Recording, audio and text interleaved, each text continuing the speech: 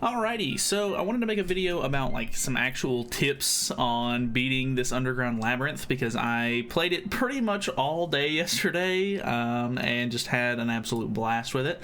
There are a couple of times where it gets super frustrating because RNG does play a pretty decent part in, you know, the characters that you acquire, the passives that you get, you know, whatever the case may be, or just even the cards that you draw, because there's a couple of things that you really want to get, and it's kind of frustrating if you don't get those, or at least for like an easy clear. And I say easy because I say that kind of loosely.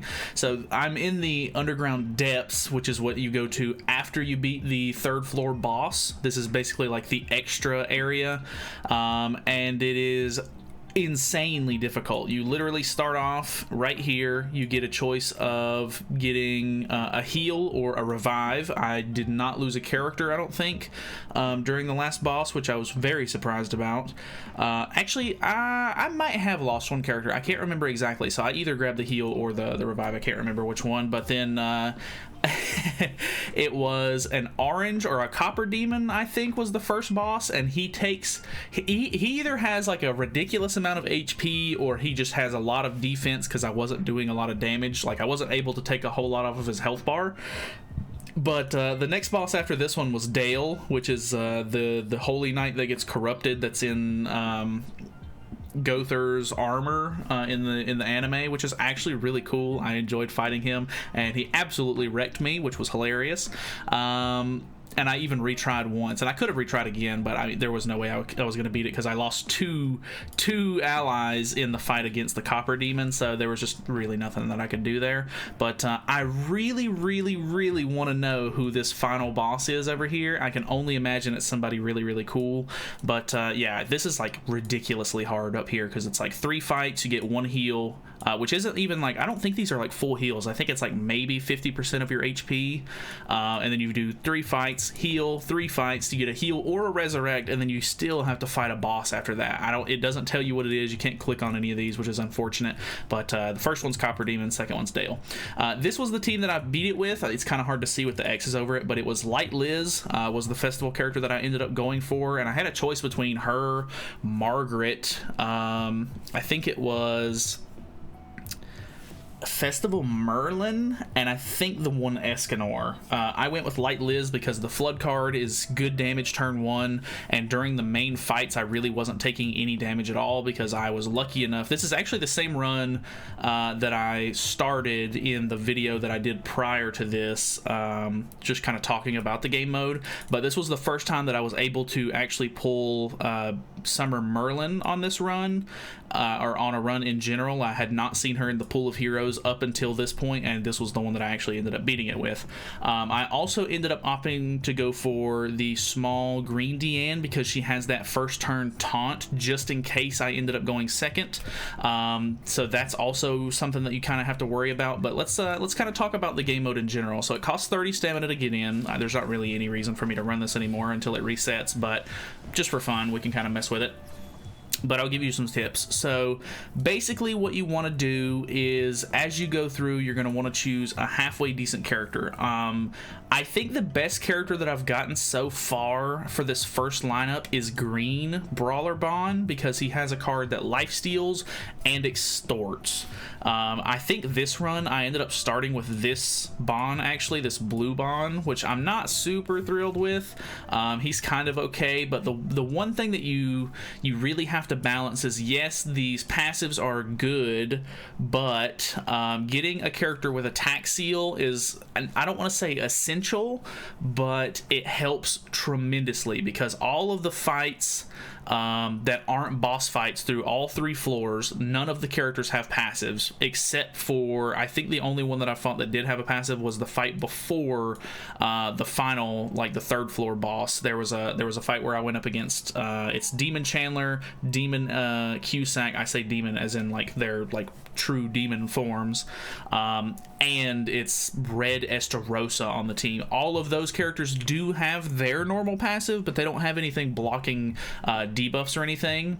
The first boss can't be, this is the green counter melee on first floor.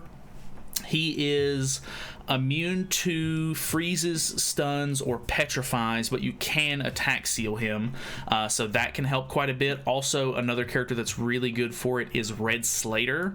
I think you can pull Red Slater from one of these final two character pulls, if I'm not mistaken, because I was able to get you can either get a Gother or a Merlin from this one right here, so I definitely got Merlin here, and then after that I was able to pull a Red Slater. Red Slater is pretty good because you can use his disable to stop him from putting up a stance, which is definitely the hardest part about that melee. His cards do hit hard, but the counter stance really is what ends up kind of like screwing you over. So that's something that you kind of have to worry about. It's almost unfortunate that the attack seal is so good because it kind of just forces your hand and makes you want to go for it every single time. And I'm sure there are teams that you can build that don't necessarily use the attack seal, but it helps tremendously. So I would definitely recommend getting one if you have the option. But other than that, the things that you need to worry about are actually leveling up your character. I kind of took that for granted, and I was just going for as many passives as I possibly could at first. But the very first time I made it to Droll on floor 2, which was he's the floor 2 final boss, he out CCs me. It shows question marks, which means that you're not actually able to see what his CC is, and I'm sure you could probably pinpoint it if you play enough matches and you have a good amount of varying CCs as you reach him as a boss. But most of the time for the boss characters, you want to make sure that you're out CCing them, because if you don't, you're basically going to die. So the one thing with Droll is he cannot be attack sealed. You can't put any debuffs on him or the final boss, which is Berserk Melee on floor 3. So debuff teams only get you so far. They do help you breeze through the actual like regular fights, but overall, they're only going to help you with the regular fights and not the actual bosses. You need some actual damage, and you need to start thinking out your team at that point. So at this point, see, this is a pretty unfortunate run because I didn't get Red Gother or Beach Merlin, Summer Merlin.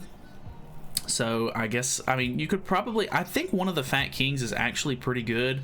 I don't necessarily think it's this green one, but some of the passives that you can get actually play off of charge cards, which is kind of cool. But we'll just pick Escanor for whatever reason. This run's probably not going to go anywhere, but just making sure that you're able to level up is very good. If you can get an attack seal, you can get both of these passives really early, and then you can kind of start pushing through and trying to, I would recommend if you can do both of these, if you're still at a good amount of HP with your attack seals. Most of the time you don't take a whole lot of damage if you're able to recycle it well enough. But I would go for upgrading the ultimates, pushing through. Definitely try to get 4 characters as soon as possible, so that way you can get as many cards in hand as you can, and start actually forming a team and working around your passives, because a lot of the passives are very specific on you need to have the same attribute, or all of the characters need to be a different race, or all of them need to be the same race, or whatever the case may be. So try to stick to those passives as much as you can, of course. And just try to start you don't necessarily you're not going to be able to get some insane characters or anything like that through this, unless you get Summer Merlin or Red Gother. Those are literally your 2 magnet characters at the moment. You want those as much as possible, but just making sure that you stay on top of grabbing these awakenings, grabbing these level ups when you can.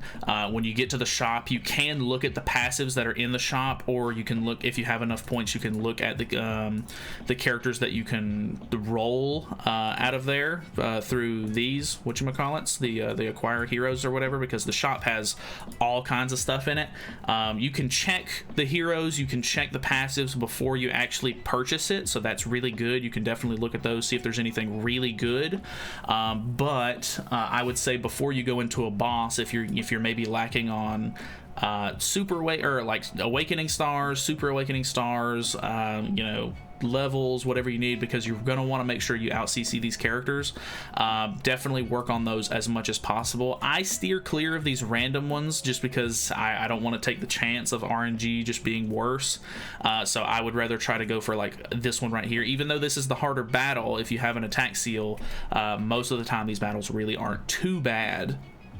So just trying to get to a point where I can be like, okay, I'll look at the heroes. If the heroes are good, I'll swap one of them out. If they're not, I'll go for the ultimate level, and then I'll hit the shop. Or, I mean, you can save the Labyrinth, fragments or whatever, and just go for this and use those later on. Because you can save up Labyrinth fragments to retry a stage, which is also very good.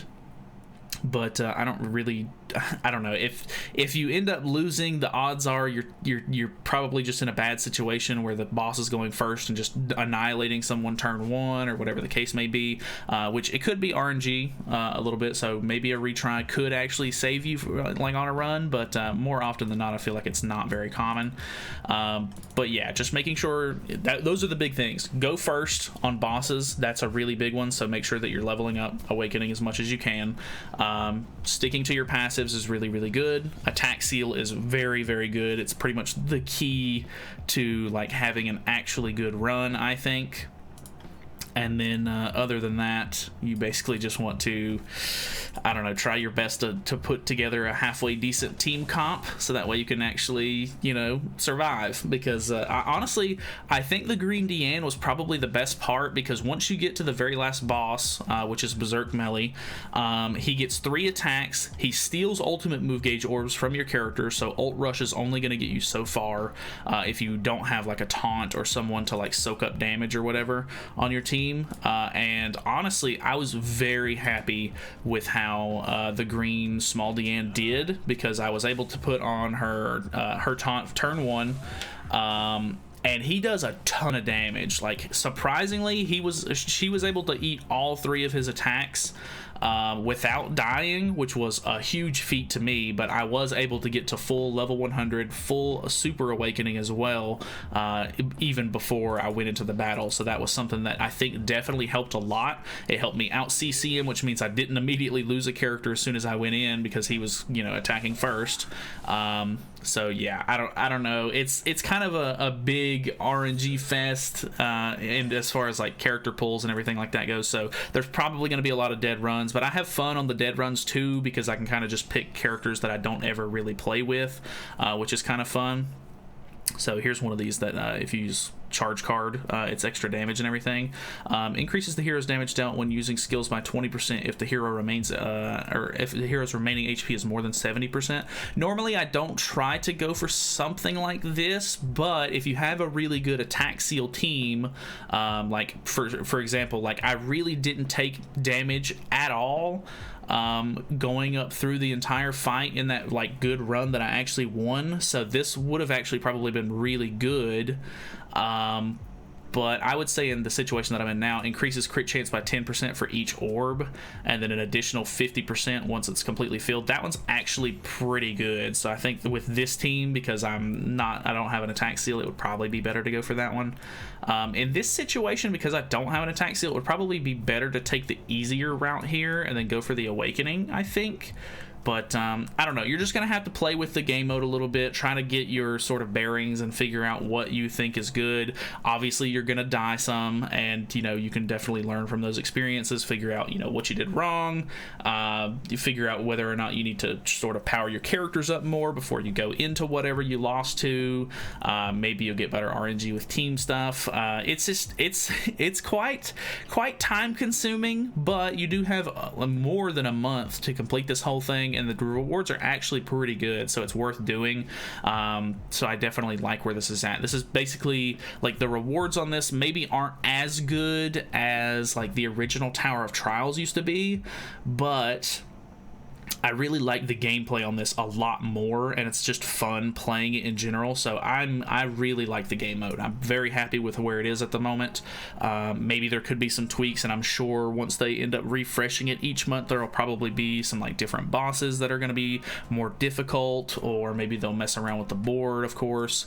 But overall, I'm really happy with it. It's super fun. If you have any tips that you want to help people or let people know, or trying to help people out with, definitely leave them in the comments below, so that way they can sort of read over those and get as much help as they can, because it's not easy. If you don't have characters in your box, that means you can't roll them either, which I think is the biggest mistake with this game mode. If it was completely like free to play and you could just choose whatever characters you wanted, that would be fantastic. Like, I'm not saying like you should be able to pick any character right out of the gate or anything like that, but like having the restriction to where you have to own the character just for it to be able to show up in the roster, I think that's probably the biggest thing that's bad about the game mode. But I don't know, it gets better with time, I guess, and you pull on new banners and stuff like that. So the longer you've played the game, or the more banners you've pulled on, or whatever the case may be, will definitely help you in the long run, which is kind of unfortunate. I wish it was a little bit more free to play friendly in that sense,